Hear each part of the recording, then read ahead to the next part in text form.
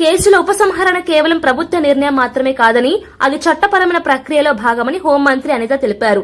2019 నుంచి 2024 మధ్య హక్కుల కోసం పోరాడిన ఉద్యోగులపై సుమారు 1800 కేసులు నమోదయ్యాయని ఎమ్మెల్సీలు రాజశేఖరం, బీటీ నాయుడు ప్రశ్నోత్తరాల సమయంలో ప్రస్తావించారు.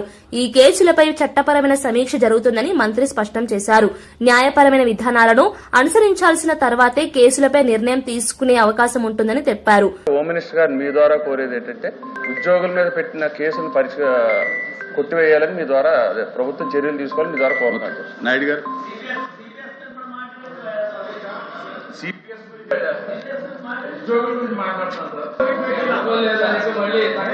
ప్లీజ్ డివేట్ అవ్వకండి, ఎవరు డివేట్ అవ్వకండి.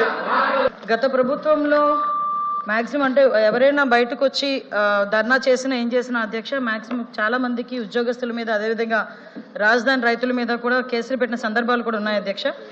జూన్ 2019 నుంచి మే 2024 వరకు అధ్యక్ష దానికి సంబంధించి అధ్యక్ష సిపిఎస్ ఉద్యోగులు అదేవిధంగా నాన్ సిపిఎస్ అంగన్వాడీ వర్కర్లు, మీడియా వ్యక్తులు, రాజధాని ప్రాంత రైతులు ఇవన్నిటిలోని సంబంధించి అధ్యక్ష మొత్తము కేసుల సంఖ్య 242 కేసులు ఉన్నాయి అధ్యక్ష.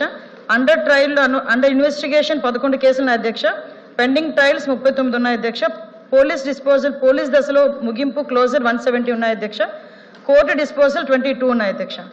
సుమారుగా అధ్యక్ష పోలీసు ప్లస్ కోర్టుకు సంబంధించి 192 కేసులో 79.3% డిస్పోజల్ అయినాయి అధ్యక్ష. ఇంకా పెండెన్సీ 20.7% ఉన్నాయి అధ్యక్ష అండర్ ట్రయల్ అధ్యక్ష. అవి ఈ పరంగా మాక్సిమం అధ్యక్ష ఎక్కడెక్కడైతే పోలీసులు ఇన్వెస్టిగేషన్లో అవి తప్పుడు కేసులు అదేవిధంగా తప్పుడు ఆరోపణలు చేశారన్న పరిస్థితి ఉన్నప్పుడు కంపల్సరీగా ఆ కేసెస్ అన్ని కూడా క్లోజ్ చేయడం అయింది అధ్యక్ష. కొన్ని కేసెస్ కోర్టు పరిధిలో ఉన్నాయి కాబట్టి కోర్టు పరిధి ప్రకారంగా కేసు డిస్పోజల్ అనేది అవుతుంది అధ్యక్ష.